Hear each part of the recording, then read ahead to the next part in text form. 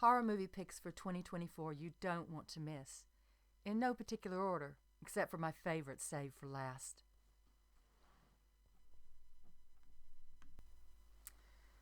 Abigail dances on the line between comedy and horror with an ensemble cast of criminals.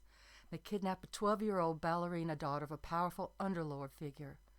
Holding her ransom, the plan unravels when they discover their captive is a bloodthirsty vampire and locked inside a mansion, aka Agatha Christie style. Rest in peace, Angus Cloud.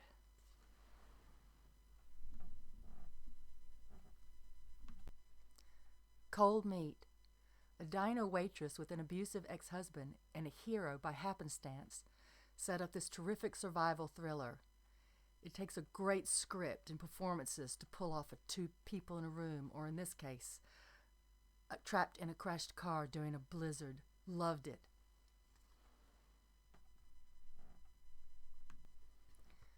Apartment 7A, the toe-tapping demon spawn prequel to Rosemary's Baby. Don't waste your time on Immaculate and First Omen. Diane Weiss is a treasure we haven't seen in a top horror since The Lost Boys. They popped in all the Easter eggs from the Polanski film, and I jumped and screamed one time right on cue. That hasn't happened in years. Smile 2.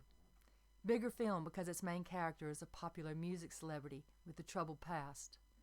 It picks up right where Smile 1 left off. This time our police detectives attempt to hand over this infection of the mind to someone deserving. Before we had a psychiatrist driven crazy, and now an ex-addict pop star. The ending is very predictable, but it is still entertaining. I'm sure Smile 3 is coming. Last Straw, finally released on Shudder this year after all the festivals.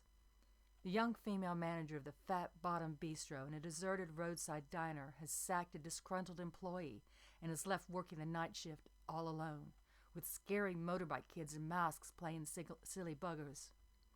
Grateful for a new twist that I didn't see coming. Don't miss the thrash punk music video performance, I'm Your Dad. Strange Darling. Low-budget indie film from Love Hurts movie is split into 6 chapters shown out of order to keep up the suspense in this cat-and-mouse chase. Here, kitty kitty, we have the handsome devil Kyle Gallner from the Smile franchise and a very satisfying ending. It's twisted, dark humor full of surprises. Drive that Ford Pinto like you stole it. Before I reveal my last pick, I've got my own story to tell. Over a decade ago, I spent my days gazing out the window in Doddington Grove, London, at the marvelous view of another block of flats. My neighbors across the way had a habit of hanging her washing out front. All the time, I swear I heard this couple arguing loudly about how she had broken another washing machine. All day long, washing and washing. And then I saw them, 2 young men in black pants and crisp white short-sleeved shirts, rapping on each door. Almost no one opened the door. Then one paused and removed a garment from my neighbor's washing line and put it in his pocket. So I decided to act. I had heard a friend of mine used to answer the door to the Jehovah's Witnesses naked. He would declare, "I am the devil." I decided to pull a similar stunt. So, naked, waiting in front of my door, I planned to open it and declare, "I saw what you did." I waited and waited for that rap of the letterbox. And then when it happened, I pulled open the door and voila! It was my sister-in-law popping around for an afternoon chat. Oh dear. Something just never work out the way I plan. Now, that new movie. Heretic. This is my best film of the year. Scott Beck and Brian Woods, writers of A Quiet Place, have great casting in Hugh Grant, what could be, I wish, his first Oscar nod, and in the horror genre to boot.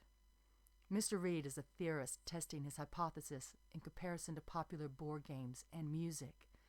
As a prophet subject martyrs themselves to a near-death experience, the mind plays tricks when oxygen is deprived and the heart stops, resulting in meaningless hallucinations.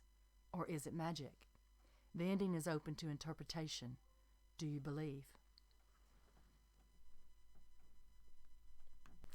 And that's a wrap. If you like, compliment. If you love, subscribe. And don't forget to take hostages.